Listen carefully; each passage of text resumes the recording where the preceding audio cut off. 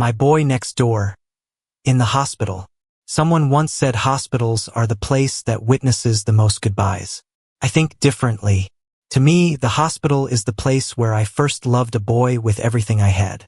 If the doctor had discharged me 3 hours earlier that day, if the bed by the window hadn't been empty, if the ambulance had taken him to a different hospital, maybe today I wouldn't be sitting here, in an apartment overlooking the streets of Seattle, wearing a wedding ring, telling you the story of the man who turned one of the worst periods of my life into my most beautiful memory. My name is Nash. This is the love story between me and Callan. A love story that began with 2 hospital beds set side by side. 20 years old. It should have been the best time of my college life. My friends at Westbridge University spent their weekends at football games, partying in off-campus apartments, or driving to the beach. As for me, I lived in the architecture department's design studio. People used to joke that I wasn't a student, I was a coffee-drinking drafting machine. Honestly, they weren't wrong. I always wanted to be the best. Growing up in Portland with a father who was a locally famous architect, I was used to trying harder than everyone else. He never pushed me, but every time I saw a building with his name on it, I put the pressure on myself. I wanted the day to come when people would see the name Nash Carter on a building too. So I studied. I worked. I stayed up all night. I skipped meals. I told myself that once I got through the semester, everything would be fine. People are very good at lying to themselves.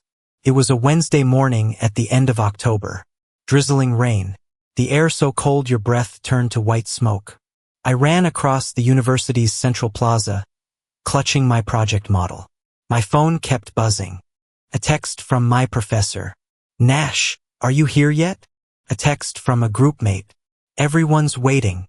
I typed a reply while running. Then everything in front of me went blurry. I thought I was just low on sugar. I stopped, took a breath, kept walking. 1 step, 2 steps, 3 steps. Then the ground rushed up to meet me. When I opened my eyes again, I heard the steady beep of a heart monitor. The smell of antiseptic. White light. A doctor reviewing a chart. Glad you're awake. I tried to sit up. A sharp pain squeezed my whole chest. Easy. You have severe pneumonia. He put the X-ray up on the screen. Your lungs have been inflamed for a while. I thought I just had a cold. No. He looked straight at me. You've been overworking for weeks. I still have a project to submit. You still need to breathe. That sentence shut me up. How long will I be here? If things go well, about a week. A week. For a sophomore, a week felt like missing out on the whole world. I closed my eyes. For the first time in a long while, I felt helpless. About an hour later, the door opened. I thought it was a nurse. Instead, 2 medics wheeled in another bed. The person lying on it was noticeably taller than me. A gray hoodie, slightly messy brown hair, a small scrape on his forehead. His left arm was in a fixed brace. What caught my attention most wasn't his looks. It was the fact that he was smiling. Someone who'd just been brought into the hospital, smiling at everyone. Sorry, he said to the medics. I'm a bit heavy. A nurse laughed. At least you're self-aware. I'm always polite. No, you're not. Fair enough. Even while in pain, he had the whole room laughing. His bed was placed right next to mine, separated only by a pale blue curtain. He turned his head. Deep blue eyes met mine. The moment lasted only a few seconds, but I would remember it many times afterward. He smiled first. Hello. His voice was deep, warm, and calm. I'm Callan. I'm Nash. Looks like we're roommates now. I'm hoping it's just a few days. He laughed. Same here. That afternoon, I finally learned why Callan had been hospitalized. A golden retriever. That's right. Not a car accident. Not a fight. Not a sports injury. He'd been knocked over by an overly excited golden retriever while jogging in the park near campus. Callan lost his balance, fell down a slope, broke his arm. I looked at him for a few seconds. You're kidding, right? I wish I were. I've never heard of anyone hospitalized because of a golden. Well, now you have. I don't know whether to feel sorry for you or for the dog. Feel sorry for the dog. Why? It's getting scolded by its owner too. I burst out laughing. It was the first time since I'd woken up. Laughing hurt my chest. But strangely, it also made me feel better. Callan looked at me, satisfied, like he just completed a mission. Finally, you laughed. Was I laughing? Yes. Because of you. Good. Good how? Patients who laugh recover faster. You made that up? I did. Ridiculous. But effective. I shook my head. There was only one thought in my mind. This guy is genuinely weird.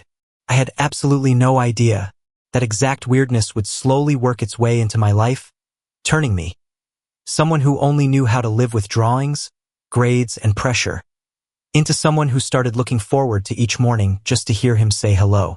At the time, I still didn't know one fact. Callan was also gay, and the two of us were about to begin a love story that no college course had ever taught us how to start. The first morning after Callan moved into the room, I woke up to a strange smell. Not antiseptic, not the nurse's coffee, but the smell of freshly baked waffles. I opened my eyes. Callan was sitting on his bed, sneaking a box of waffles out of a brown paper bag. He just opened the lid when he noticed me watching. We looked at each other for a few seconds. Then he raised a finger to his lips. Shoo! I raised an eyebrow. Are you seriously telling me to keep a secret? Yes. While you're eating something the doctor banned? Exactly. I couldn't help laughing. You're the worst patient ever. No. He took a bite and said, full of confidence, I'm just someone who knows how to enjoy life. Enjoying it by eating buttery food while in the hospital? Want a piece? I have pneumonia. So, the doctor will kill both of us. Callan looked at the box, then at me. After a few seconds of thought, he closed the lid. Fine. You gave in that fast? I don't want you getting in trouble. That sentence made me pause for a moment. We'd known each other for less than a day. Yet the way he said it was so natural, as if not wanting to implicate me was simply the obvious thing to do. Around noon, the doctor came to check on me. He looked at my scan results and nodded. Your lungs are responding well to the medication. I let out a breath of relief. So can I be discharged early? No. The hope that had just sparked went out instantly. You need rest. I still have midterms. You still have 2 lungs. I'd now heard that exact line twice. Callan, sitting nearby, chuckled quietly. After the doctor left, he looked at me. He really likes that line. I'm starting to hate it. But he's right. I sighed. I'm not used to sitting still. That's exactly why you're lying here. I couldn't argue with that. That afternoon, the room was quieter. Sunlight streamed through the window, laying pale yellow streaks across the floor. Callan set his laptop on his lap. He was trying to type with one hand since the other was in a cast. I watched for a while, then laughed. You're typing terribly slow. Don't make fun of the temporarily disabled. I'm not making fun. I can hear you. I'm pitying you. That's worse. I pushed myself up. Give it here. Huh. I'll type for you. Callan looked a little surprised. Really? Yeah. He turned the screen toward me. It was a group report for biomedical engineering. I started typing as he read aloud. 10 minutes. 20 minutes. 30 minutes. Somehow the time flew by. Sometimes we argued because he talked too fast. Sometimes he corrected my spelling. Sometimes we both laughed at some silly typo. When we finished, Callan looked at the screen, then at me. If it weren't for you, I know, I still would have finished it. I widened my eyes. You. But it would have taken about 6 hours. I burst out laughing and threw a pillow at him. He caught it with his good hand. Good reflexes. I used to play basketball. Now I believe it. Late in the afternoon, a girl walked into the room. Blonde hair, glasses, carrying a bouquet of sunflowers. I figured she must be Callan's girlfriend. For some reason, that thought made something in my chest sink a little. The girl walked up to his bed. Oh my God, you're such an idiot. Callan laughed. Hey Emma, You actually broke your arm because of a dog? Yep. I'm telling this story at your wedding. Don't. No way I'm not. The two of them laughed easily, naturally. I turned toward the window, not wanting to intrude. A moment later, Callan called out, Nash. I turned back. This is Emma. She's in my major. Emma smiled warmly. Hi. I've heard Callan mention you. I was a bit surprised. Mention me? Yeah. He said he finally got a roommate who actually laughs. I looked at Callan. He shrugged. I'm just being honest. Emma laughed. Don't get the wrong idea, by the way. Callan and I are just close friends since freshman year. I felt my ears heat up. I hadn't even asked. Yet she'd offered the explanation on her own. Was it possible that my expression a moment ago had given something away? Emma stayed about half an hour before leaving. Before she left, she gave Callan a very meaningful wink. I didn't understand it, but Callan just shook his head, resigned. That night, after the nurse dimmed the lights, the whole room sank into soft light. I was reading when Callan suddenly asked, Nash, have you ever been in love? The question came too suddenly. I closed my book. No, never. I liked someone once. And I'm not saying. Why not?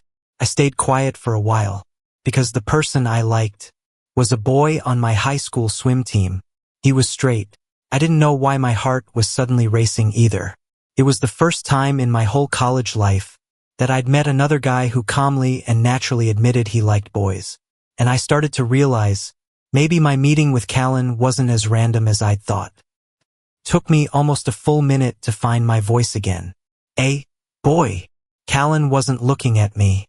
He kept staring at the ceiling, hands laced behind his head, as if he'd just said something completely ordinary. Yeah. I didn't know how to react. Over 2 years of college, I'd met plenty of openly gay students. Our school was fairly progressive. Sometimes I'd see gay couples holding hands across the plaza or sitting together in front of the library. But that was always someone else. I had never sat in a room with just two people and heard a guy look straight ahead and calmly say that the person he once liked was also a boy. The gap between knowing it exists and hearing it from the person right beside you is a completely different thing. I'm sorry. The words came out before I could think. Callan turned, frowning. Sorry for what? I thought Emma was my girlfriend? I laughed awkwardly. Yeah. He burst out laughing. Your reaction earlier was adorable. I didn't react. You did. I didn't. You did. I just assumed, that's all. You turned toward the window so fast I thought there was a UFO out there. I grabbed a pillow and threw it at him. Callan tilted his head and dodged it. The pillow fell to the floor. He laughed so hard a nurse passing by had to poke her head in. You too, it's 10 o'clock. So sorry. Callan instantly turned obedient. Once the door closed again, he leaned in a little and whispered, See that? See what? I've even got the nurse remembering my face. You must be so proud. I am. I laughed again. The next morning was sunny. 4 days since I'd been admitted. For the first time, I felt lighter. No more lingering coughing fits. My chest didn't hurt anymore when I took a deep breath. While I was sitting and reading an email from my professor, Callan suddenly asked, Want to go for a walk? In the hospital? Yeah. I thought patients were supposed to rest. The doctor said light activity is good. I never heard the doctor say that, because I asked him. I looked at his eager eyes and gave a small nod. Okay. 15 minutes later, the two of us slowly walked down the 7th floor hallway. I still had to carry my 4-drip. Callan had his black arm brace on. Seen from behind, we looked like two patients trying to make an escape. An old man sitting in the hallway watched us and smiled. You two are so young. Callan answered right away. I think so too. The old man shook his head. Enjoy being young. You won't get it back. We walked on a few more steps in silence. For some reason, that sentence kept circling in my mind. At the end of the hallway was a small common area. A few sofas, a vending machine, and a huge glass window overlooking the university campus. From there, I could see the architecture building, students rushing across the courtyard, another group sitting on the grass, eating lunch and laughing. I sighed softly. I miss school. Callan stood beside me. Me too. I hate missing class. I hate missing basketball games. Is your team good? Decent. What position do you play? Guard. I figured with your height you'd be a center. Callan laughed. Don't judge people by their height. I study architecture. So, we judge everything by dimensions. He laughed out loud. You really are a nerd. Thank you. That wasn't a compliment. I'll take it anyway. On the way back to the room, Callan suddenly asked, Nash. You weren't surprised yesterday? About what? That I like boys. I thought for a few seconds. I was. But not the bad kind of surprised. It was more like, I searched for the right word. I didn't think anyone would tell me something like that so easily. Callan nodded. I get that. It took me a really long time to be able to. He looked down at the floor. In high school, I was terrified. Afraid someone would find out? Yeah. I even dated a girl once. I looked at him. Really? 3 months. What happened? She broke up with me. Why? Callan laughed helplessly. She said I looked at her like a little sister. I couldn't help laughing. Sorry. It's fine. I find it funny too. He fell silent for a moment. By freshman year of college, I finally worked up the nerve to tell Emma. Then gradually a few other friends. What about your parents? They know. How did they react? Callan smiled very softly. Mom hugged me. Dad asked. Asked what? You're still watching the Super Bowl with me, right? I burst out laughing. Seriously. Seriously. That was the first thing he said.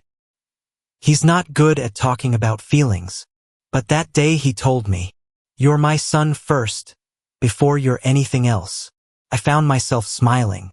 My chest suddenly felt warm. I'd always assumed coming out meant tears, arguments, or being torn apart. For the first time, I was hearing a story this peaceful. Nash. You okay? Yeah. I paused. I'm happy for you. Callan looked at me for a few seconds, then said quietly, I hope someday you'll feel that lucky too. I stopped walking. Why do you think He didn't answer right away. Instead, he just smiled. That first night here.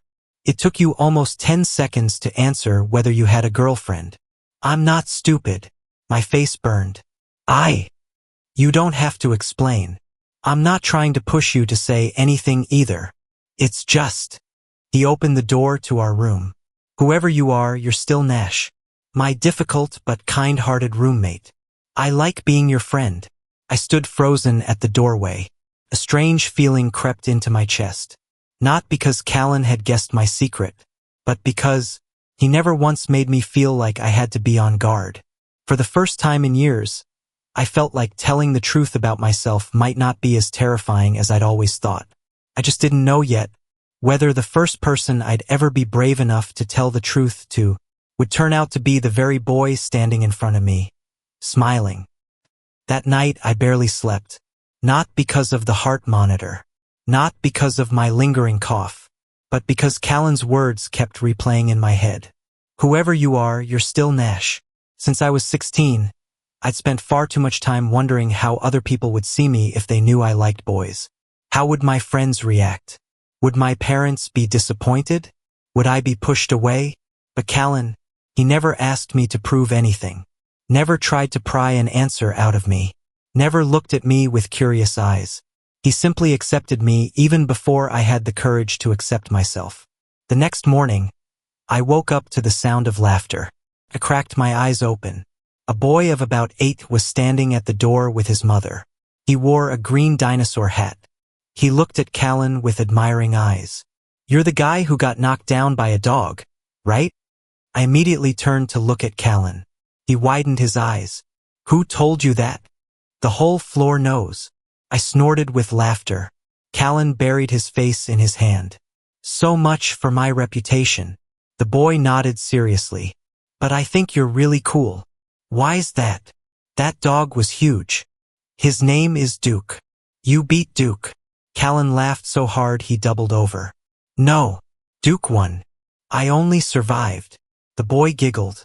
Before leaving, he held out his fist. Callan bumped it gently with his right hand. Get well soon. Thanks, champ. After the mother and son left, I looked at Callan. You're basically famous now. I don't want to be famous like this. Too late. I'm transferring schools. To escape one golden retriever? Exactly. At noon, my professor stopped by. He brought a folder of class materials. I hear you've got the whole department worried. I scratched my head. Sorry, Professor. Sorry for what? I set the group behind schedule. He shook his head. You should apologize to your own body first. Then he set the folder on the table. The rest of the class split up the remaining work. Everyone said just let you rest. I froze. Really? Really? I thought. You thought they'd blame you? I said nothing. The professor smiled. Nash, you always try to carry everything alone. That's both your strength and your weakness. He looked over at Callan. This friend of yours should keep an eye on you. Callan raised his right hand as if taking an oath. I accept the mission. After the professor left, I looked down at the folder. Inside was a small piece of paper, handwriting from my classmates. Stop thinking about the project. Get well soon. We'll wait for you to come back. No more fainting allowed. I laughed. My eyes stung a little. Maybe I'd grown so used to thinking I only had worth when I was strong. That afternoon, Callan pulled the curtain halfway. I have a secret. Now I'm worried. No, it's serious. He pulled a deck of cards from a drawer. I asked Emma to bring it. For what? Poker. In a hospital? We're bored. I don't know how to play. I'll teach you. I'll lose. That's fine. I like winning. At least you're honest. Callan laughed. Very. We started playing. The first 5 rounds, I lost everything. By round 6, I started understanding the rules. By round 8, Callan was staring hard at his cards. Wait a second. You learn this fast? I just remember rules easily. Not fair. Why not? I was hoping to win some cookies. You're betting cookies? Yeah. I accept.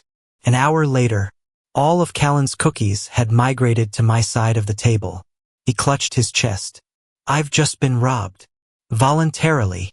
You tricked me. I just played by the rules. I don't want to play anymore. I already won. This friendship is over. Goodbye. We looked at each other for a few seconds, then burst out laughing together. A nurse passing by peeked in. What are you two up to now? I just lost all my assets. Callan pointed at the cookie box. The nurse laughed. I'm staying out of this. Where's the justice? There isn't any. That evening, it started raining. Drops tapped softly against the window glass. The whole room was bathed in warm yellow light. Callan was reading. I was looking out the window. For some reason, I felt very much at peace. For days now, I hadn't thought about my grades. Hadn't thought about the pressure. Hadn't thought about having to be better than everyone else. I was just here, in a hospital room, with a guy who, a week ago, had been a total stranger. Nash. What are you thinking about? I answered honestly. I'm thinking. If I hadn't fainted, I probably never would have met you. Callan closed his book. Maybe. I was thinking the same thing. Do you believe in fate? He thought about it for a long while. I don't know. But I do believe. People meet each other for a reason. What reason? Some people just pass by. Some people stay a long time. I hope. He smiled softly. We're the second kind. My heart skipped a beat. I wasn't sure he was only talking about friendship. Or maybe it was just that I'd started thinking about him too much. Right then, Callan's phone buzzed. He looked at the screen and frowned. I need to take this call. He stepped out into the hallway. The door closed. I happened to glance at his phone screen before it locked. The caller's name showed clearly. Mom Redheart. I smiled, probably calling to update her on how he was doing. 10 minutes passed. 15 minutes. 20 minutes. Callan still hadn't come back. I started to find it strange. Then I heard a very quiet voice out in the hallway. No more laughter. No more of his usual jokes. Just Callan's voice, low and heavy. I know. No, Mom. I'm fine. He paused for a long time. I'm scared. It was the first time since we'd met that I heard a tremor in Callan's voice, and I suddenly realized, behind that smile that always seemed to be there, maybe he too was hiding a fear I had never known about. I wasn't trying to eavesdrop. Truly, I wasn't. But the hospital room was only a few steps from the hallway. With the door left ajar, every sound carried clearly through the quiet of the evening. I know what the doctor said. Yeah, I'll tell them. A long silence followed. Then Callan gave a small laugh, but it was completely different from his usual one. Forced. Tired. Don't worry, Mom. I promise. The call ended. I quickly looked down, pretending to keep reading the book on my lap. A few seconds later, Callan walked back in. His familiar smile had returned. If I hadn't overheard the conversation outside, I might have believed nothing had happened at all. Sorry. Made you wait. I closed my book. It's fine. He climbed back into bed, pulling the blanket over his stomach. What are you reading? A novel. Good. Pretty good. Lend it to me after. Sure. Neither of us mentioned the phone call again. But I knew. Something was weighing on Callan's shoulders. The next morning, when the doctor came to check on him, I finally understood why. Not from what the doctor said, but from the look on Callan's face. A young orthopedic doctor came in with 2 interns. He studied the X-ray of Callan's arm for a while. The bone is healing well. However, I noticed Callan's shoulders tense slightly. You'll need physical therapy after the cast comes off. How long? Possibly 2 to 3 months. Callan nodded. What about basketball? The doctor hesitated. For now. Don't think about competing. The room went completely silent. I glanced over. Callan kept nodding. I understand. It's only temporary, right? The doctor smiled reassuringly. For someone young like you, the recovery potential is very good. After they left, Callan kept staring at his casted arm, not saying a word. For the first time since we'd met, I didn't know what to do to make him smile. At noon, a nurse brought in lunch. I opened the lid of the box. Chicken soup, mashed potatoes, boiled vegetables. I sighed. 5th day in a row with this. Callan didn't answer. He just sat there, quiet. Hey. Want to trade? I have the same thing. Of course you do. I tried to joke around. Are we sick with the same illness now? This time he gave a small laugh. I'm sorry. For what? I've been a little quiet today? Yeah. I nodded. It's okay. There are days when nobody feels like talking. Callan looked at me for a few seconds. Nash. Do you ever feel like... He paused, as if weighing his words. Every plan you've built could vanish in a single day? I answered almost instantly. Yes. He looked a little surprised. I'm lying here right now. If someone had told me last week that I'd miss my project, end up in the hospital, and become friends with a guy who got knocked over by a dog, I would have laughed in their face. The corner of Callan's mouth lifted. I wasn't knocked over by a dog. It ran into you. Different. Not that different. This time he really laughed. I breathed a sigh of relief. At least, that smile was still there. That afternoon, the sky was clear. Callan asked the nurse if we could go down to the small garden behind the hospital.